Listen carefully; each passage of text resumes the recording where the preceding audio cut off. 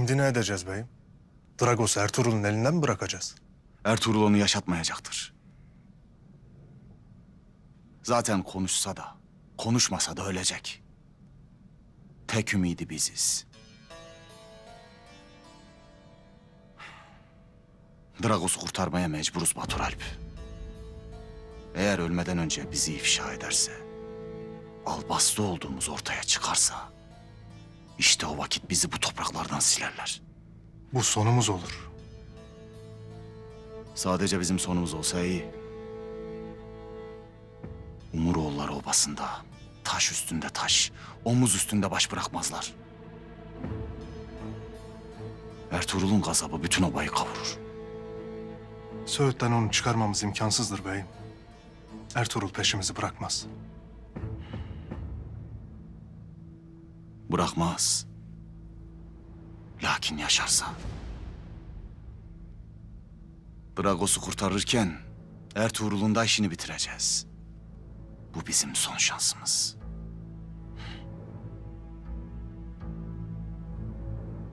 Destur var mıdır ağabey? Gel bacım.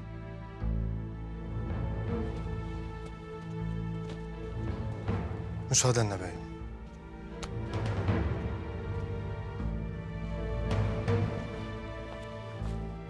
Çok şükür babamızın katili yakalanmış ağabey. Onun o ibretlik sonunu kendi ellerimle getirmek isterim. Hele sakin olasın benim Görklü bacım. Her bir şeyin vakti vardır. Obada neler olur ağabey?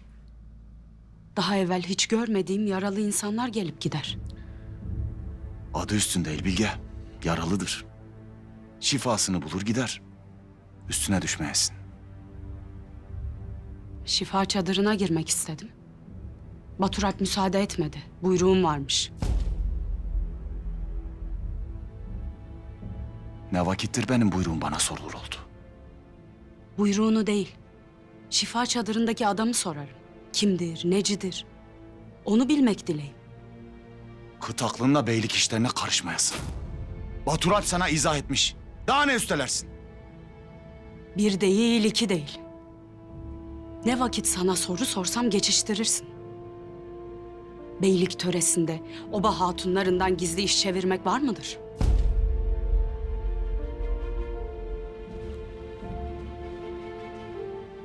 Sen bana töremi kesersin. İzah ederim, hala ötesini berisini sorarsın. Bu obada töre benim ağzımdan çıkandır. Senin ettiğin kuru lakırdı değil. İmdi ayağımın altına almadan tez yıkıl. Hadi!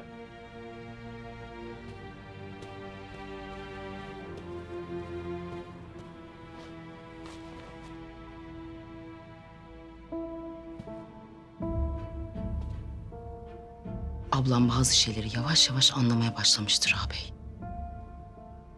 O bir işin peşine düştü mü bırakmaz bilirsin. Üstelik adalet, iki obanın birliği diye tutturdu mu inat edeceğini de bilirsin.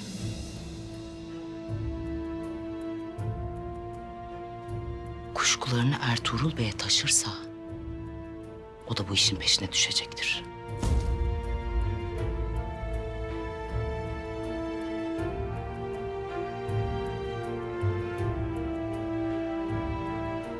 İlbilge'yi gözünün önünden ayırmayasın Sırma. Oyun edelim derken ayağımıza dolanmasın.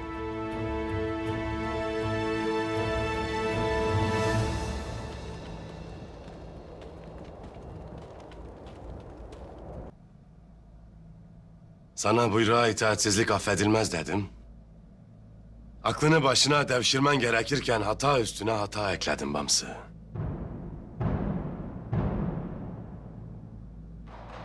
Sen bana inat mı gidersin? Sana inat. Benim ne haddime dur beyim? Hata vardır. Doğru dersin. Lakin bunu da oğlum için yapmışımdır.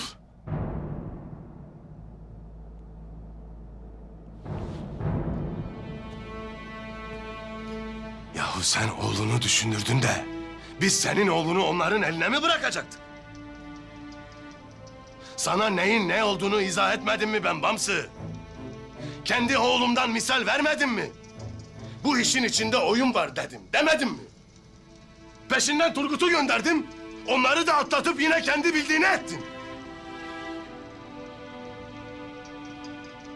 Sen haddini iyice aştın Bamsı. Bilemedim. Bilemedim beyim. Senin lafını dinlemedim. Albastı'yı öldü zannettiydim. Alınacak soysuzunu o yüzden aldım beyim. Dinleyeydin, bilirdin. Öfken hadsizliğini örtmez. Sen nasıl benim elimdeki adamı alıp da Dragos'a götürürsün? Yahu sen onun için nasıl pazarlık edersin? Beyim. Sen ne desen haklısın beyim. Ne desen haklısın. Lakin beyim. Oğlum benim. Senin bana vereceğin her türlü cezaya ben razıyım beyim. Lakin sen de babasın. Beni sen anlamayacaksın da kim anlayacak beyim? Ben seni anladım. Ben seni anladım da sen kulaklarını bana kapattın. Bu yüzden Albastı'yı elimizden kaçırdık. Canı batsın Albastı'nın. Sen kaç şehidimiz var bilir misin?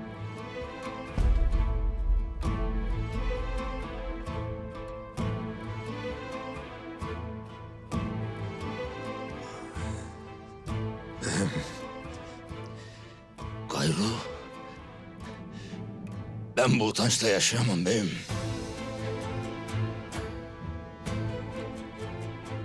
Hiçbirinizin yüzüne bakamam beyim. Bu obada da kalamam.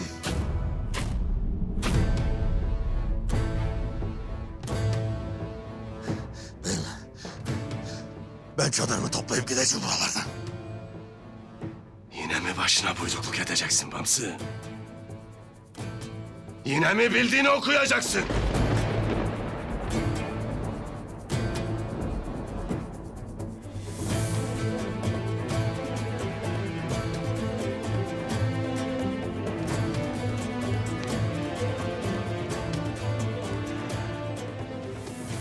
Eğer benim buyruğum dışında bir şey yaparsan gözünün yaşına bakmam Bamsı bilesin.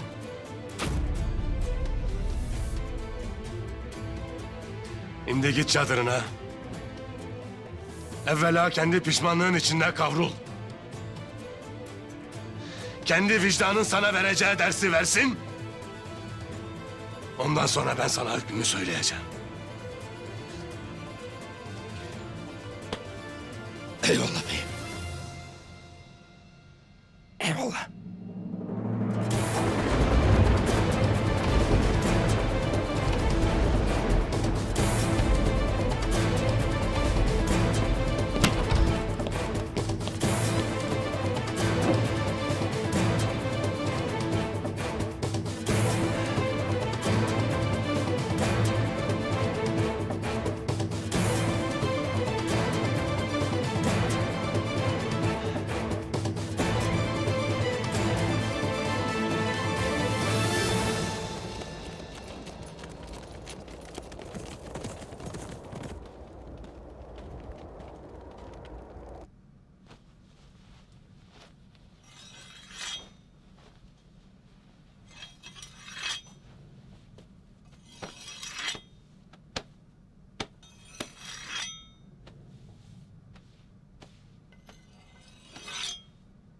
Şüphelendiğin bir şey oldu mu?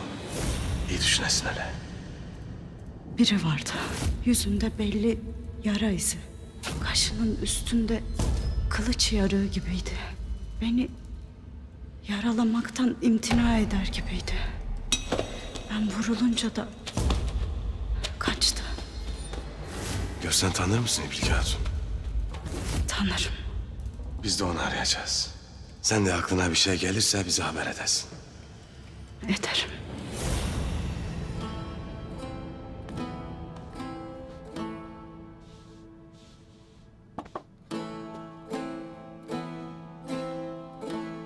Daldın yine hanımım. İçini bunaltan bir şey mi vardır?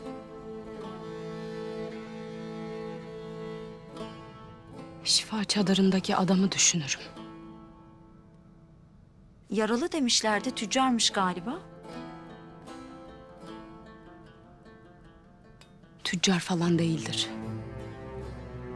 Selcan Hatun'la girdiğimiz vuruşmadaki adamlardan biri oydu. Aybars'ı kaçıranlar. Alparslan'ın adamlarından.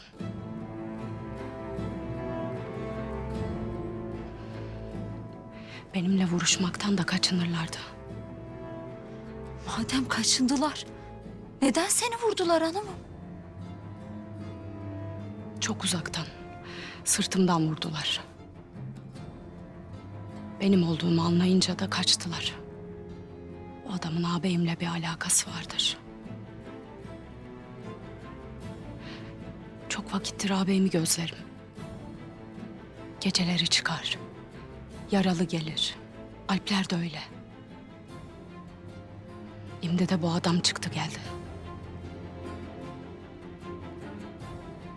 Bu işin içinde bir iş vardır.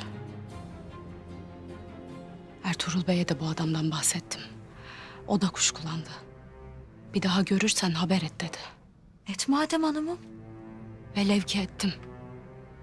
Ne olur bilir misin? İki oba arasında kan dökülür Mengü.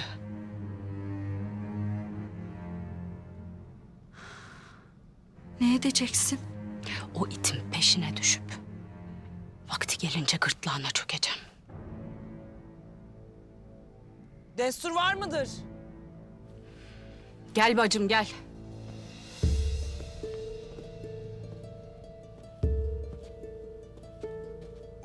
Gel buyur otur.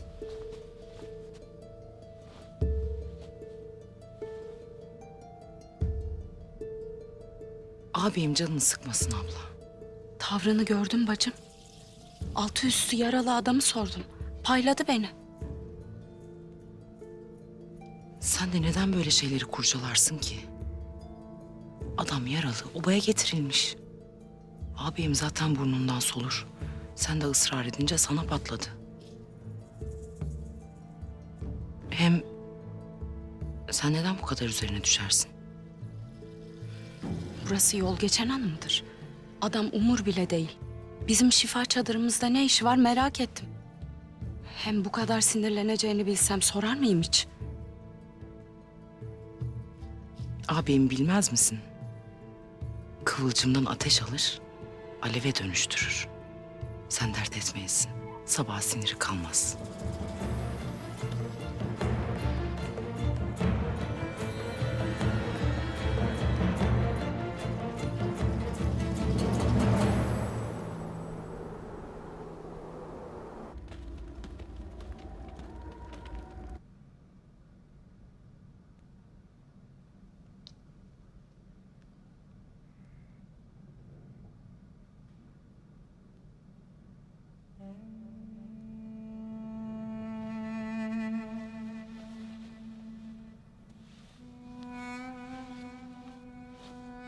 Bamsım, gündüzün şerri gecenin hayrından evladır derler. Haydi yatıp istirahat edelim. Sabah serin kafayla tekrar konuşuruz. Gözüme uyku girmez Hafsam. Gözlerimi kapattığımda Ertuğrul Bey'imi görürüm.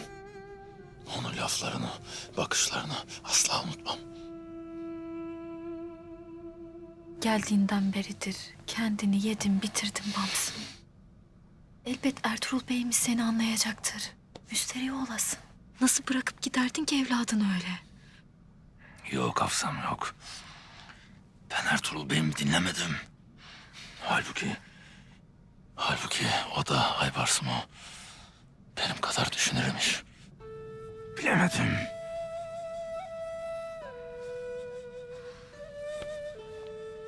Bamsım. Nereye kadar içini böyle kemireceksin Bamsım? Ettiğin hataysa Hata zaten insana mahsustur. Hükmü dinler, cezamızı çekeriz. Hem ben inanırım ki Ertuğrul Bey'imiz sana ceza vermeyecektir. O ceza vermesen olur Hafsam. Ben kendimi nasıl affedeceğim? Onların yüzüne nasıl bakacağım?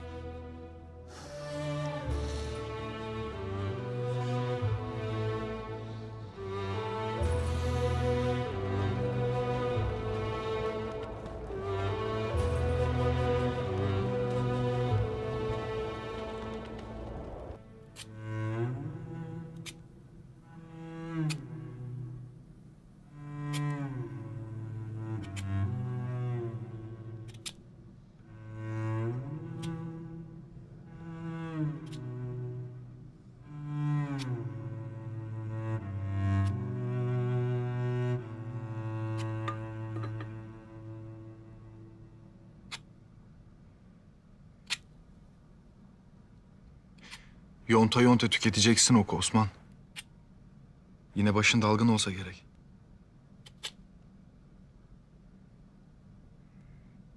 Hamsi Alp'in ahvalini düşünürüm. Bir hata daha etmiş. Nereye varacak bu işin sonu bilmem. Babamla can kardeşiydiler. Ama şimdiki hal...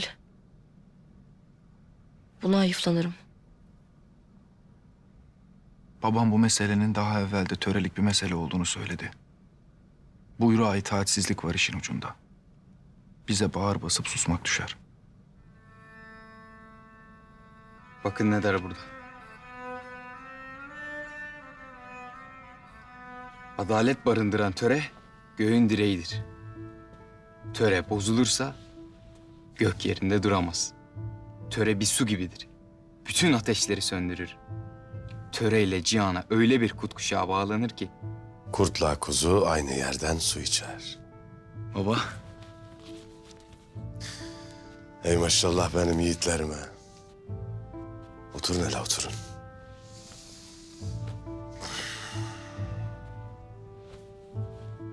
Ataların öğütleridir bunlar. Sen bunları boş yere okumazsın. De hele bakalım. Nereden hasıl oldu bunları okumak? Hamsi Alp'in meselesi aklımı kurcalar. Sen töre icabı olduğunu söyledin. Buyruğa itaatsizlik olduğunu söyledin. Anlarım lakin... Aybars da kurtulmuştur neticede. Bu işin sonu nereye varacak? Oğul, biz ki kutlu bir davanın yolunda yürümekteyiz. Bu yolda buyruğa itaatsizlik etmek davaya zeval verir. Şimdi size bir misal vereyim de daha iyi anlayasınız. Çok eski asırlarda, ata yurtlarda ulu bir kağan varmış. Kağanın da yüce bir gayesi varmış. Bu gaye, kutlu töreyi cihanın dört bir yanına hakim kılmakmış. Lakin buyruğundaki alpler günlerini zevk ve sefa içinde geçirir, at binip avlanırlarmış. Kaan yüce gayesine ulaşmak için evvela bunları çelik gibi bir iradeyle itaat altına alması gerektiğine karar vermiş. Bir gün bütün alplerini toplamış. Hepsinin karşısına atlarını dizdirmiş. Kendisi de atını karşısına koymuş. Bundan gayrı okumu nereye çevirirsem oraya diye buyruk vermiş. Ve Kaan kendi atını oklamış. Alpler de şaşırmış. O çok kıymet verdikleri atlarını nasıl oklayacaklarını bilememişler. Bu onlara çok zor gelmiş. Zira en büyük zenginlikleri atlarıymış. Bir kısmı buyruktur deyip oklamış. Lakin bir kısmı da atına kıyamayıp oklayamamış. Kaan atını oklayamayanların hepsini idam ettirmiş. Kaan birkaç defa daha aynısını yapmış. Nihayetinde Alpler Kaan'ın buyruklarına koşulsuz itaat eder olmuşlar. Kaan okunu nereye çevirirse onlar da tereddüt etmeden çevirmişler. Ordu çelik gibi irade ve katıksız itaatle donanmış. Ulu Kağan da bu orduyla nice diyarlar fethetmiş. Tuğlarını diktiği yere kutlu töreyi hakim kılmış.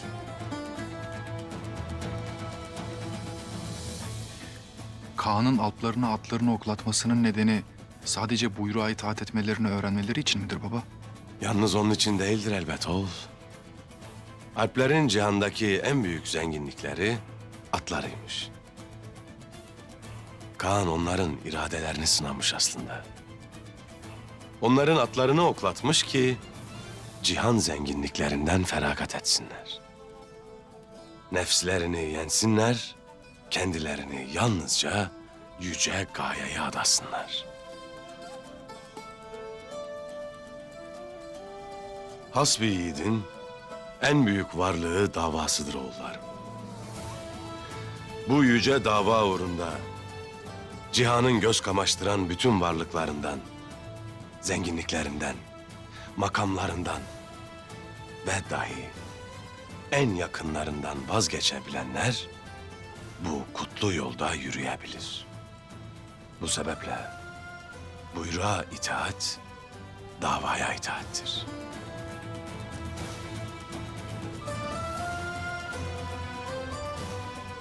Şimdi anladınız mı bir buyruğun hakikatte ne demek olduğunu?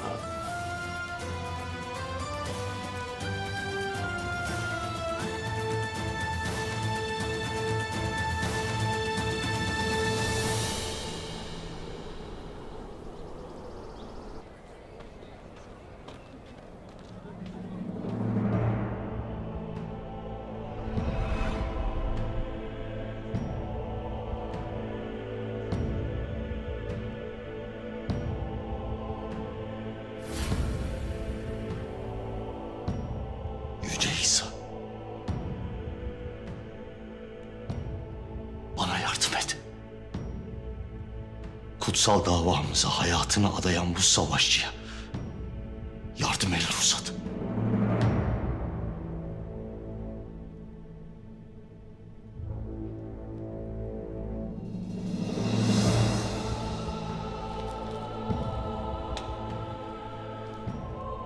Branas, Beypolat. Son nefesime kadar beni kurtarmanızı bekleyeceğim. Ölüme giden son adım benim yeniden doğuşumun başlangıcı olsun.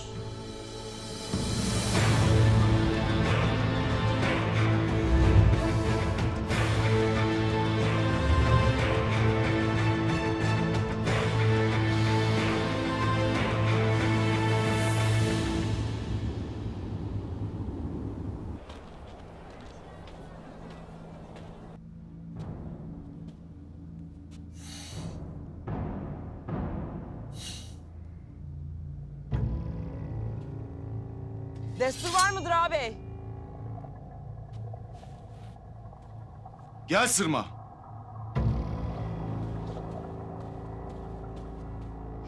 O iblise kesilen cezayı ben de görmek isterim ağabey.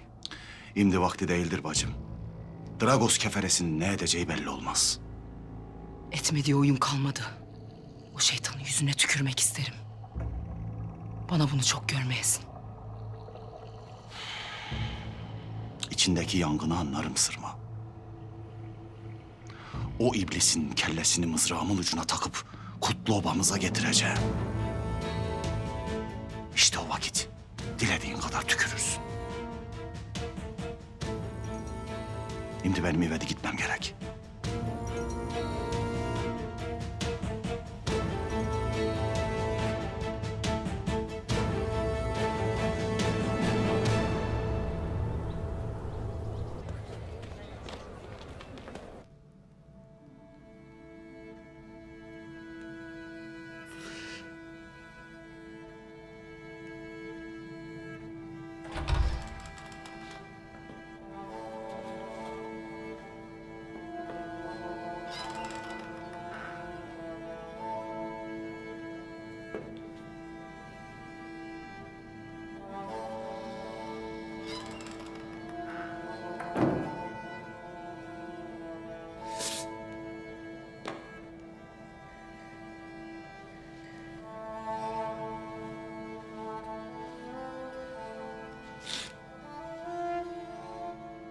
Bamsı Alpbaşı. Hocam. Hayırdır? Pek bir mahzun gördüm seni. Ben mahzunum, elimde kim olsun? Öyle bir darlığın içine düştüm ki kıvranıp dururum. Boşa koyarım dolmaz. Doluya koyarım almaz. Sanki böğrüme bir kuzgun oturmuş gibindir. Böyle beni kemirir durur hocam. Gel hele bakalım. Hayırdır inşallah. Buyur.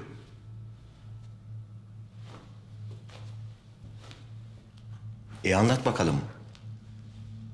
Seni bu hale getiren sebep nedir? Hocam, Ertuğrul Bey'imin buyruğunu dinlemedim. Kendi başıma buyruk işe kalkıştım.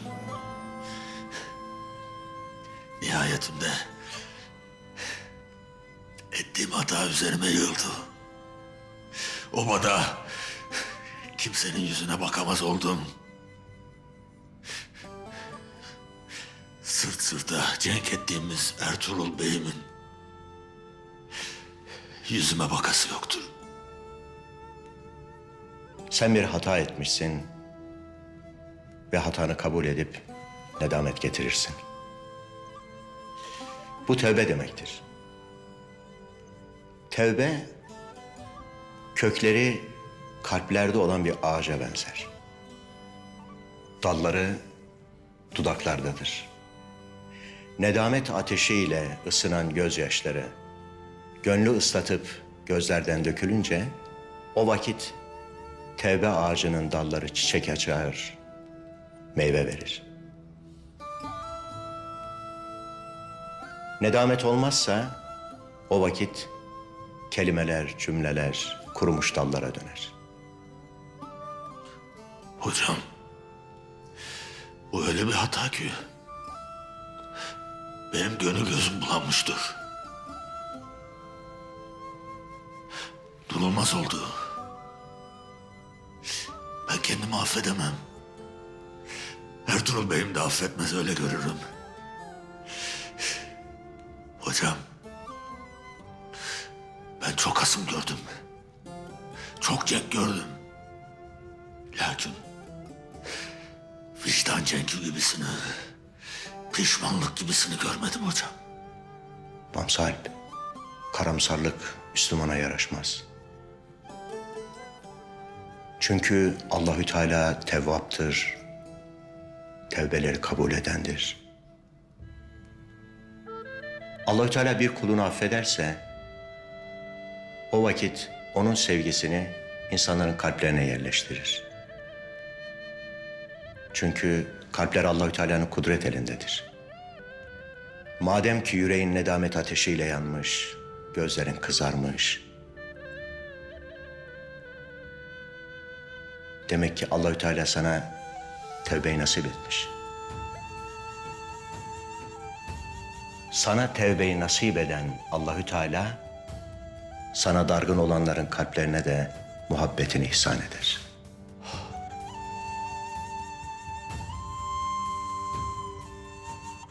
Senin bu halin bana Resulullah sallallahu aleyhi ve sellem Efendimizle ashabı arasındaki bir hadiseyi hatırlattı. Nedir o hocam? Nedir o? Tebük Seferi. Bir diğer adıyla Zorluk Seferi. Yol uzun, yolculuk meşakkatliydi. Peygamber Efendimiz sallallahu aleyhi ve sellem ashabını sefere çağırdı. Müminler de icabet etti. Sefere iştirak etmeyen münafıklar vardı. Onlar her vakit seferden kaçmak için böyle yapardı. Bir bahane uydurup izin isterlerdi. Peygamber Efendimiz sallallahu aleyhi ve sellem onları tanıdığı için onlara bir şey demez. Mazeretlerini kabul ederdi. Bu sefere müminlerden 3 kişi de iştirak etmemişti. Seferin sonunda herhangi bir cenk olmadı. Peygamber ordusu gittiği gibi geri döndü.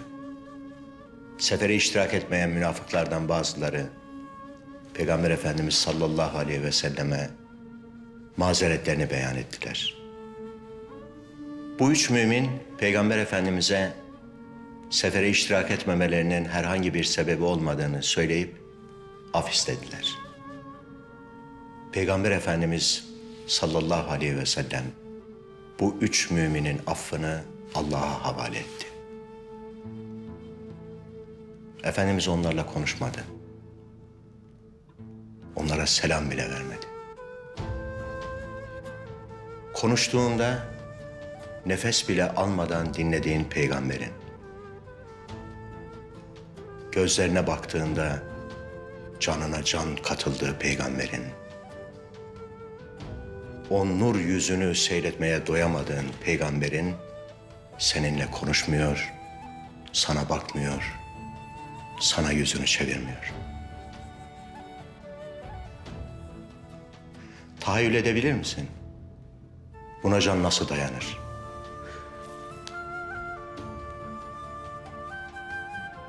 Kaç gün sürdü biliyor musun? Tam 50 gün 50 gece. Ne Peygamber Efendimiz ne müminler onlarla konuşmadı. Hatta Efendimiz hanımlarından da ayrı beklemelerini istedi. Sadece biri çok yaşlıydı, ona yardım etsin diye eşine izin verdi. Gözyaşları, nedametleri, feryatları Medine-i Münevvere'yi inletiyordu. Ta ki Allahü Teala Tevbe suresinin şu ayetini vahyedene kadar. Allah geriye bırakılan, sefere iştirak etmeyen o üç kişinin tevbesini kabul etti. Sonunda tüm genişliğine rağmen yeryüzü onlara dar gelmeye başlamış, vicdanları kendilerini sıkıştırmış ve Allah'a karşı ondan başka sığınılacak hiç kimsenin olmadığını anlamışlardı. Allah da onları eski haline döndürmek için onlara tevbe nasip etti. Şüphesiz ki Allah tevbe kapılarını alabildiğini açık tutmakta ve rahmetiyle her şeyi kuşatmaktadır. Ertuğrul Bey, seni vicdanınla baş başa bırakmakla sana ceza değil, silkelenmen için bir çıkış yolu göstermiştir. Ne mutlu sana ki sen de nedametini gözyaşlarınla ıslatarak bir çıkış yolu ararsın. Yese kapılmayasın. Sana yaraşan burada nedamet gösterdiğin gibi beynin karşısına da çıkıp nedamet göstermendir. İnancım odur ki senin bu ahvalinden emin olan beyin seni bağrına basacaktır.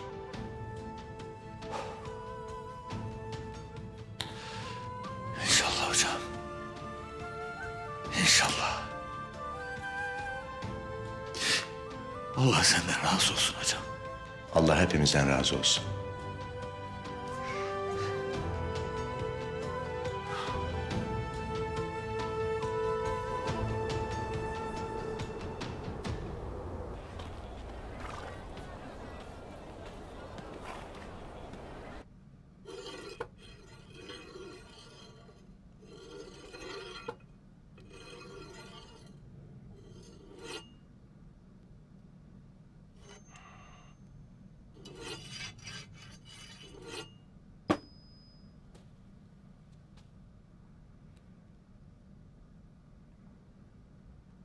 Destur var mıdır beyim?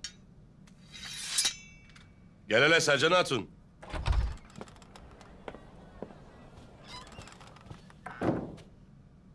Söğüde mi gidersin beyim? Hayrola Selcan Hatun, neden sorarsın? O soysuzun sonunu ben de görmek isterim. Müsaaden olursa ben de geleyim. Dragos gibilerinin ölümü diğerlerine benzemez Selcan Hatun. Kellesi pusatımızın ucuna düşene dek teyakkuzda olacağız. Cezasını kesip adaleti tesis edeceğiz. Alplerden gayrısının gelmesini istemem. Sen en doğrusunu bilirsin beyim.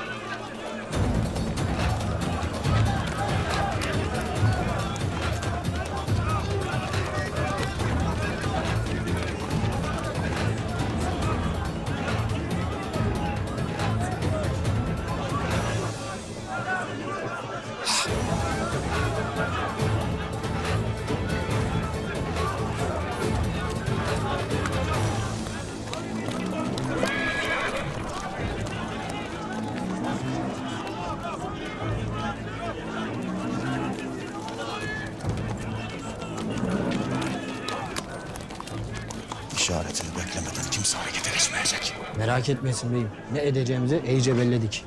İyi, iyi.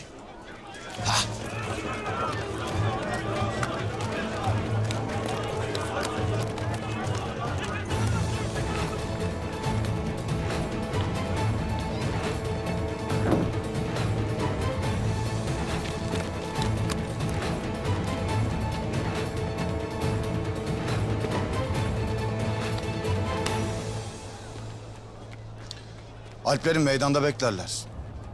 Adaletin tecellisi için sabırsızlanırlar Turgut Bey. Merak etmeyesin Beybolat Bey. Adaleti ihya etmek boynumuzun borcudur. Allah Uç Bey'imizi başımızdan eksik eylemesin. Amin. Ertuğrul Bey geldi mi? Gelmek üzeredir.